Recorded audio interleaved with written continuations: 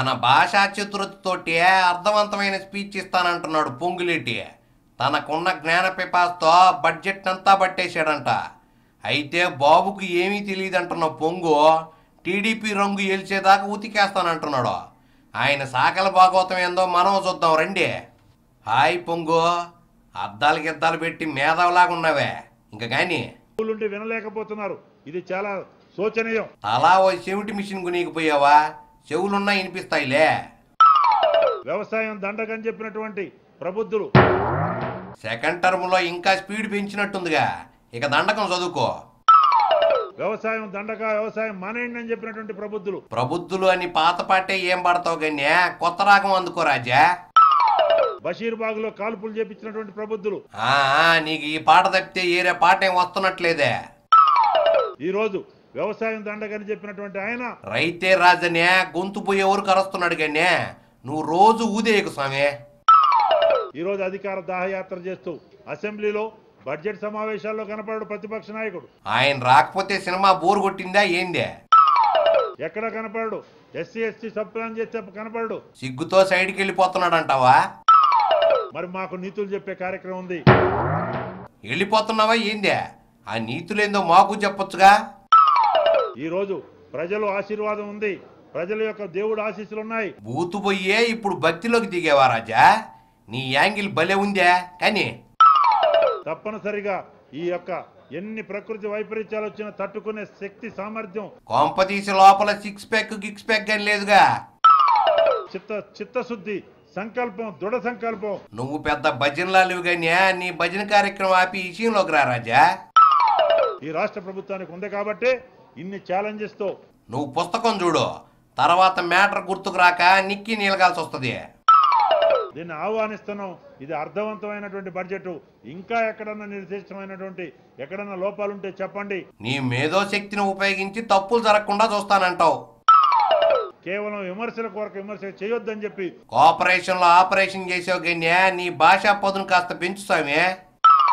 ఈ సందర్భంగా ప్రతిపక్షాల వారికి చెబుతూ ఇది ఒక మేలైన నాణ్యమైన పేపర్తో చేసిన పుస్తకం అంటావా? సినిమా సూపర్ గానే ఇంక పోయిరా. అధికార పార్టీలో అనైక్యత చాలా ఇశారంగా ఉందంటున్నాడు నారాయణ. రష్యా వెళ్ళొచ్చాక గ్లామర్ పెంచిన నారాయణ కాస్త వాయిస్ కూడా తగ్గించాడులే. ఆయనలోని మృదు స్వభావిని మనం చూద్దాం రండి. నారాయణ కాస్త లావెక్కినట్టుందే, వైట్ కలర్ కూడా బయటపడింది కానీ నువ్వు మొదలెట్టు. అది బయటపడితే కడుపు తీసుకుంటే కాళ్ళ మంది పడుతుందని చెప్పేసి అధికార పార్టీలో అనేక మంది బయటపడతారు. సించుకోకుండా టైట్ గా పట్టుకున్నావా? రాష్ట్రంలో ఉన్నటువంటి రాజకీయ అనిశ్చిత వాతావరణం కొనసాగడం, చివరికి అధికార పార్టీలోనే ఐక్యత లేకుండా పోవడం. అంతేనంటావు? వాళ్ళ పార్టీ వ్యవహారం వాళ్ళు చూసుకుంటారు కానీ నీ పార్టీ గురించి చెప్పుకురో. కాంగ్రెస్ పార్టీకి సంబంధించినటువంటి మంత్రులు ఒకరు జైల్లో ఉంటే ఇంకా కొంతమంది జైలుకు సిద్ధంగా ఉంటే రాష్ట్రంలో ఇక మంత్రులే కరువు అయ్యారా ఏంది? ఇక మాకెందుకని ఉన్నటువంటి అధికారులు కూడా సుష్టుగా భోజనం చేసి కూని రాగాలు తెస్తున్నారంటావా? ఫైళ్లు turn the page and spend the time అనే పద్ధతుల్లో పేజీలు తిప్పుకుంటూ కాలం గడుపుకుంటున్నారు తప్ప పని మాత్రం జరగడం లేదు. నిన్న విద్యుత్ రెగ్యులేటరీ పబ్లిక్ విచారణలో పాల్గొన్న తర్వాత జీవితంలో రోడ్డు మీద పడుకోవద్దనిపించిందా ఏందే? మాకు అర్థమైంది ఎట్టి పరిస్థితుల్లోనూ వాళ్ళు ఎండ్లో బయటికి వెళ్తే టోపీ పెట్టుకోవాలంటావు. అంటే ఉద్యమాలు సాగుతున్నా మీ పాటి మీరు చేసుకోండి. మీరు ప్రతిదానికి రోడ్డు మీదకి వస్తుంటే వాళ్ళకి అలసైపోయిందో ఏమో స్వామి. ఒక ధిక్కార ధోరణి కనిపిస్తా ఉంది. వాయించడం అలవాటయ్యాక ఏం చేస్తారు చెప్పు? అందరూ మూసుకొని కూర్చున్నారు. మరి నిన్న ఆందోళన చేశాం. అయితే ఒళ్ళు హోనమైందా ఎందుకురో? అసెంబ్లీలో బడ్జెట్ చూసాం. ఎంటర్టైన్మెంట్ బాగుందా? అంతకుముందు అవిశ్వాస తీర్మానం ఎంత ప్రహాసమైందో అర్థమైంది. అవునా? మొత్తానికి అర్థమైంది. అది జాలే రాజా. అందుకే బయట ప్రతిఘటించడానికి సిద్ధపడతా ఉన్నాం. మీరు ఎంత అరిచినా పోలీసులు వస్తారు తప్ప నాయకులు రావడం లేదు కామ్రేడు.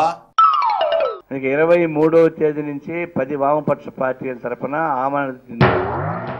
నిరవధిక నిరాహార దీక్షకి నిర్ణయించాం. అట్టా చెప్పు. ఆమరణ నిరాహార దీక్ష అంటే నీ కామెడీ నాకు మిస్ అవుద్దు స్వామి. వామపక్ష పార్టీ చేసేటువంటి ఆందోళనతో పాటు అధికార కాంగ్రెస్ ను కూడా రమ్మంటావా కామెడీగా? వివిధ రాజకీయ పార్టీలు వారి వారి పద్ధతులు కూడా స్పందించాల్సిన అవసరం ఉందని చెప్పేసి మా అభిప్రాయం. ఎండాకాలంలో రోడ్ల మీదకి రావాలంటే మరి మీ అంత ఫిట్నెస్ ఉండద్దు స్వామి. ఎందుకంటే మనం అవిశ్వాస తీర్మానం చూసాం. ఏం చూసావేందే? ప్రతిసారి అది చూశాను ఇది చూశాను అంటున్నావా? ఒక పార్టీ ప్రత్యేక ఇంకో పార్టీ వ్యతిరేకించడం లాంటి అనైక్యత. అందుకేగా కాంగ్రెస్ కారం పెట్టి పంపించిందే. అందులో మేమేం విజ్ఞప్తి చేయదలుచుకున్నామంటే, అందరూ పార్టీ దుకాణాలు మూసేసి మీ ఎర్ర జెండా ఎత్తుకోమంటావా? మేము వామపక్ష పార్టీ తరఫున మేము చేస్తున్న కార్యక్రమం సాగిస్తాం. మీరు హాయిగా ఇంట్లో కూర్చొని ఎంజాయ్ చేయమండం లేదుగా. ఎండాకాలంలో నీకు ఈ కష్టాలు తప్పవుగానే పోయి రెస్ట్ తీసుకో ఎర్రస్వామి. పిన్ కౌంటర్లో చిన్న బ్రేక్ తీసుకుందాము.